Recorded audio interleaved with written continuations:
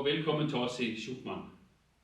I dag skal vi vise Dynamic Pacer, og det er i på 16 under avanceret gåtræningshjælpemiddel, og Dynamic Pacer er arrangeret som nummer 2. Så ser på filmen, så har vi størrelse 1 som er grøn, størrelse 2 som er hvid, og størrelse 3 som er grå. Og det vil passe fra brugere som er ca. 2 år og op til voksne. Hvis du ser på understillet på størrelse 2, så er det lidt anderledes end på størrelse 1 og størrelse 3.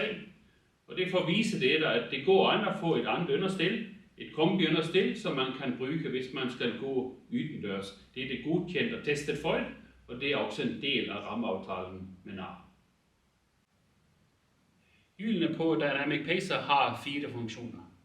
Du har en brems, som du bruger, når du bruger ind og ud af produkter.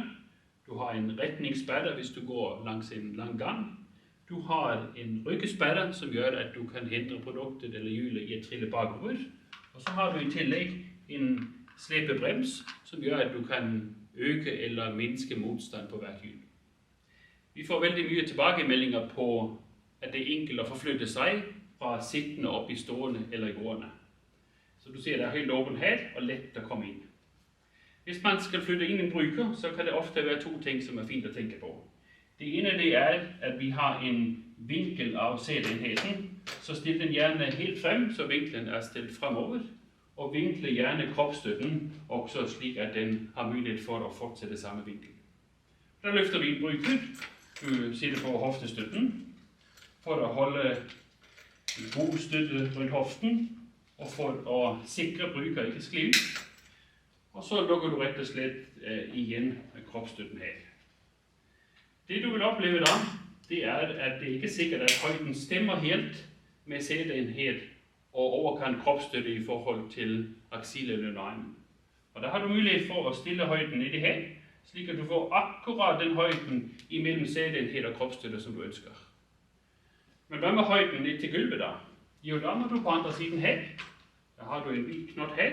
Og der har du mulighed for at løfte højden op og sænke den ned, så du kan få eksakt den højden, du ønsker i forhold til underlag. Dynamic Pacer har multiregulerbare armlæn som standard. Og de kan være vigtige, specielt hvis man ønsker at strække eller løfte en brugers overkrop op, i det man er op og prøver at tage sine første skridt kanskje. De kan altså stilles fremover og bakover. De kan også stilles i vinkel. Og i tillæg så har de et håndtag, så kan man holde rundt, slik at det kan blive lettere at få fat på gangfunktionen. Her foran har vi 2 vældig spændende funktioner. Du ser, at der er en lås, og så er det låst op. Så hvis den er låst, så er der ingen dynamisk funktion på sædenheden. Men hvis du låser den op, så vil du se, at der får du fuld dynamik i sædenheden. Så der vil altså gåstativet svigte efter brugers skridt, og på den måde stimulere til ytterligere at tage et steg. Det er en vældig fin funktion, som vi har fået mye tilbagemeldinger på.